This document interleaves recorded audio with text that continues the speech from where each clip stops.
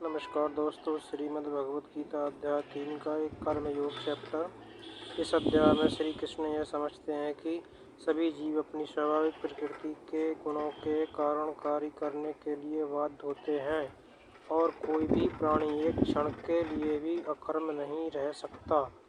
वे जो गुरु वस्त्र धारण कर बाह्य रूप से वैराग्य प्रदर्शित करते हैं, लेकिन आंतरिक रूप से इंद्रिय विषयों के भोगों के प्रति आसक्ति रखते हैं, वे ढोंगी हैं जो कर्मयोग का अनुपालन करते हुए वह रूप से निरंतर कर्म करते हैं, लेकिन उनमें आसक्त नहीं होते, वह उनसे सृष्टि हैं। इसके बाद श्री कृष्ण इस पर बल देते हैं कि सभी जीवित प्राणियों को भगवान की सृष्टि की व्यवस्था के विभिन्न अंग के रूप में अपने दायित्वों का निर्वहन करना पड़ता है। जब भगवान के प्रति आभार व्यक्त करते हुए अपने कर्तव्यों का पालन करते हैं, तब ऐसे कर्म यज्ञ बन जाते हैं। यज्ञों का अनुष्ठान वास्तव में स्वर्ग के देवताओं को प्रसन्न करने के लिए किया जाता है और वह हमें सांसारिक सुख और समृद्धि प्रदान करते हैं। ऐसे यज्ञ के कारण वर्षा होती है और वर्षा से अन्न उत्पन्न होता है जो जीवन निर्वाह के लिए आवश्यक है।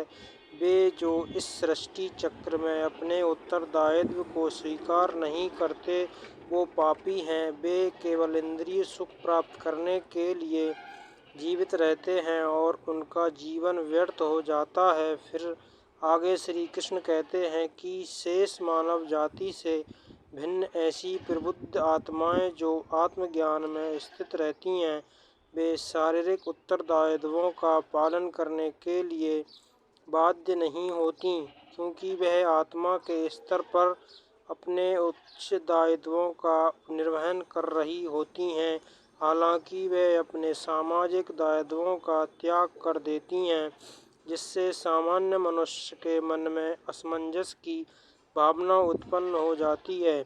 जो महापुरुषों के पद चिन्ह पर चलना चाहते हैं, इसलिए ज्ञानी पुरुषों को संसार के अनुकरण अर्थ उच्च। इसके बाद अर्जुन पूछते हैं कि लोग अनुष्ठान के से पापपूर्ण कर्मों में प्रवृत्त क्यों होते हैं? क्या उन्हें बलपूर्वक पाप कर्मों में लगाया जाता है? परम प्रभु श्री कृष्ण बताते हैं कि संसार का सर्वभक्षी पापपूर्ण शत्रु केवल काम वासना है। जिस प्रकार से अग्नि धुएं से ढकी रहती है, दर्पण धूल से ढका रहता है, उसी प्रकार से कामना मनुष्य के ज्ञान पर आवरण डाल देती है और उसकी बुद्धि का विनाश कर देती है। फिर श्री कृष्ण अर्जुन से आह्वान करते हैं कि वह इस कामना रूपी शत्रु का संहार कर दें, जो पाप का मूर्त रूप है, और अपनी इंद्रिय, मन और बुद्धि को वश में करें।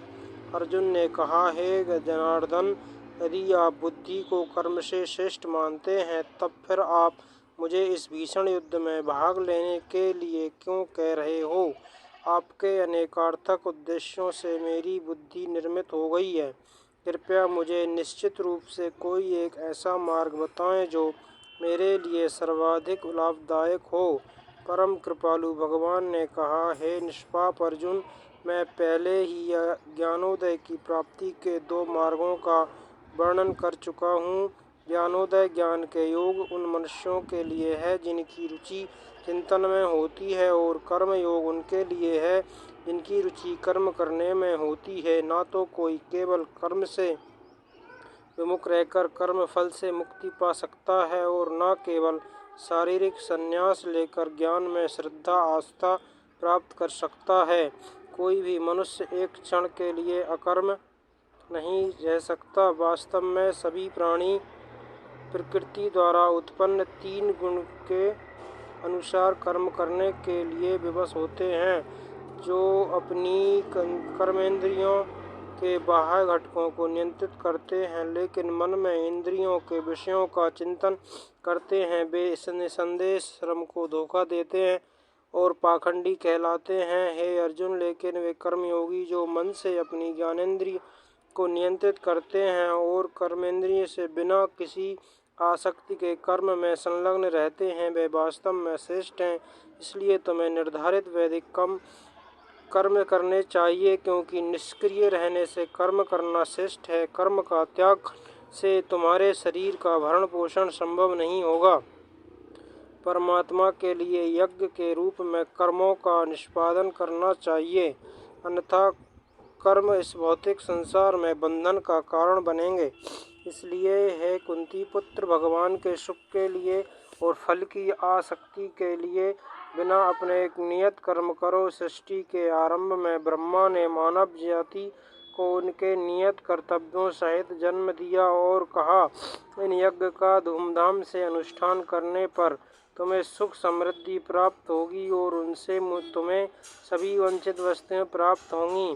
तुम्हारे द्वारा संपन्न किए गए यज्ञ गुण से देवता प्रसन्न होंगे और मनुष्यों को और देवताओं के मध्य सहयोग के परिणाम स्वरूप सभी को सुख समृद्धि प्राप्त होगी। तुम्हारे द्वारा संपन्न यज्ञों से प्रसन्न होकर देवता जीवन निर्वाह के लिए वांछित आवश्यक वस्तुएं प्रदान करेंगे, किंतु जो प्राप्त उपहार उनको अर्पित किया बिना भोगते हैं वह वास्तव में चोर है।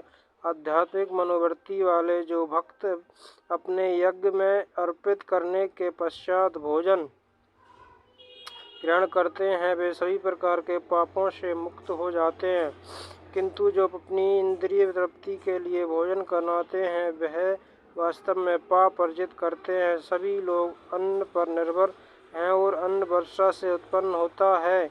वर्षा यज्ञ का अनुष्ठान करने से होती है और यज्ञ निर्धारित कर्मों का पालन करने से संपन्न होता है। वेदों में सभी जीवों के लिए कर्म निश्चित किए गए हैं और वेद पर ब्रह्मा भगवान से प्रकट हुए हैं। परिणाम स्वरूप सर्वव्यापक भगवान सभी यज्ञ कर्मों के नित्य व्याप्त रहते हैं। यह पार्थ, जो मनुष्य वेदों द्वारा स्थापित यज्ञ कर्म के चक्र का पालन करने अपने दायित्व का निर्वहन नहीं करते, वो पाप अर्जित करते हैं। वे केवल अपने इंद्रियों की तृप्ति के लिए जीवित रहते हैं, वास्तव में उनका जीवन व्यर्थ ही है। लेकिन जो आत्मानंद से स्थित रहते हैं तथा जो प्रबुद्ध और पूर्णतया आत्म संतुष्टि होते हैं, उनके लिए कोई नित्य कर्तव्य नहीं होता।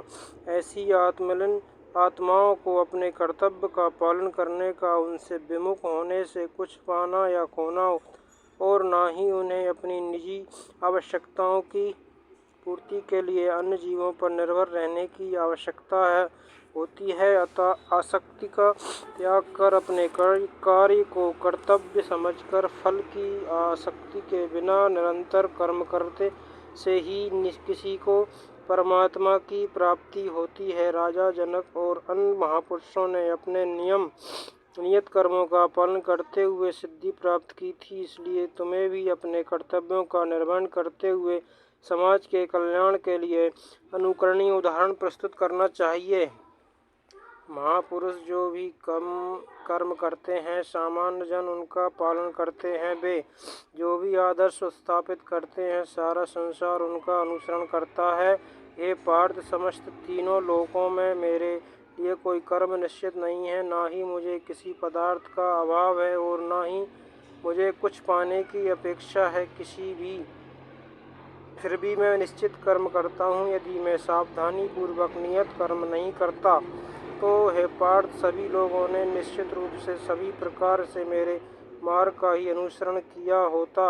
यदि मैं अपने निर्धारित कर्म नहीं करता तब यह सभी लोग नष्ट हो जाते और संसार में उत्पन्न होने वाली अराजकता के लिए उत्तरदायी होता और इस प्रकार से मानव जाति की शांति का विनाश करने वाला कहलाता। हे भारतवंशी, जैसे अज्ञानी लोग फल की आसक्ति के कामना से कम करते हैं, इस प्रकार बुद्धिमान मनुष्यों को लोगों को उचित मार्ग की ओर चलने के लिए प्रेरित करने हेतु अनासक्ति रहकर कर्म करना चाहिए।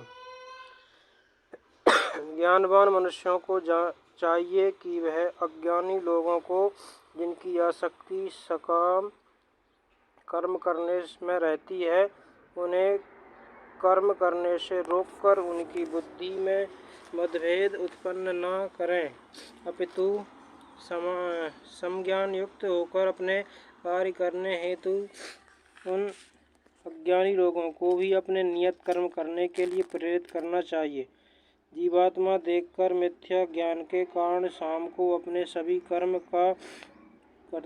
को करता है समझती है। यद्यपि विश्व के सभी कार्य प्रकृति के 3 गुण के अंतर्गत संपन्न होते हैं, लेकिन अहंकार वश बाहु अर्जुन तत्वज्ञानी महात्मा की पहचान गुण और कर्मों से भिन्न करते हैं।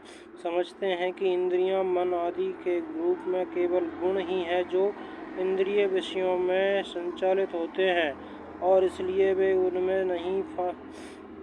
वे मनुष्य जो प्रकृति के गुण में प्रभाव से मोहित होकर फल प्राप्ति की कामना के साथ अपने कर्म करते हैं, लेकिन बुद्धिमान पुरुष जो इस परम सत्य को जानते हैं, उन्हें ऐसे अज्ञानी लोगों को विचलित नहीं करना चाहिए जिनके ज्ञान अल्प होता है।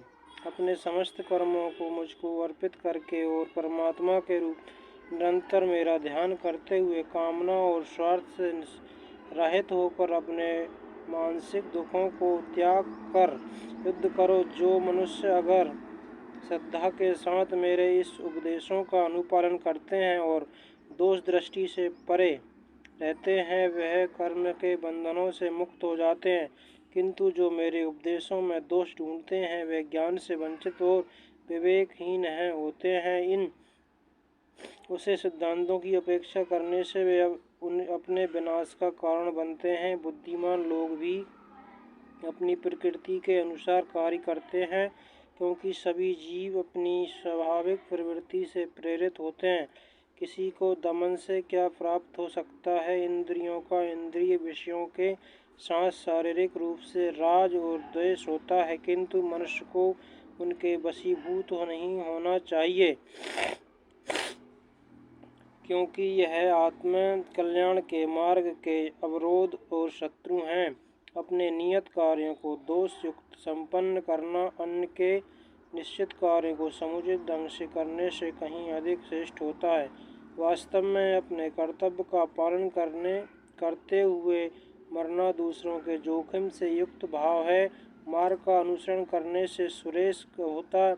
अर्जुन ने कहा, हे विष्णुवंशी श्री कृष्ण, इच्छा न होते हुए भी मनुष्य पाप जन्म कर्मों की ओर क्यों प्रकट होता है? ऐसा प्रतीत होता है कि उसे बलपूर्वक पाप कर्मों में लगाया जाता है। परमात्मा श्री कृष्ण कहते हैं, अकेली काम वासना जो रजोगुण के संपर्क में आने से उत्पन्न होती है और बाद में क्रोध का रूप धारण कर लेती है, इसे पाप के रूप में संसार का सर्वभक्षी शत्रु समझो। जैसे अग्नि धुएं से ढकी रहती है, दर्पण धूल से आवृत रहता है तथा भ्रूण गर्भाशय से प्रकट रहता है, इस प्रकार से कामनाओं के कारण मनुष्य के ज्ञान पर आवरण पड़ा रहता है।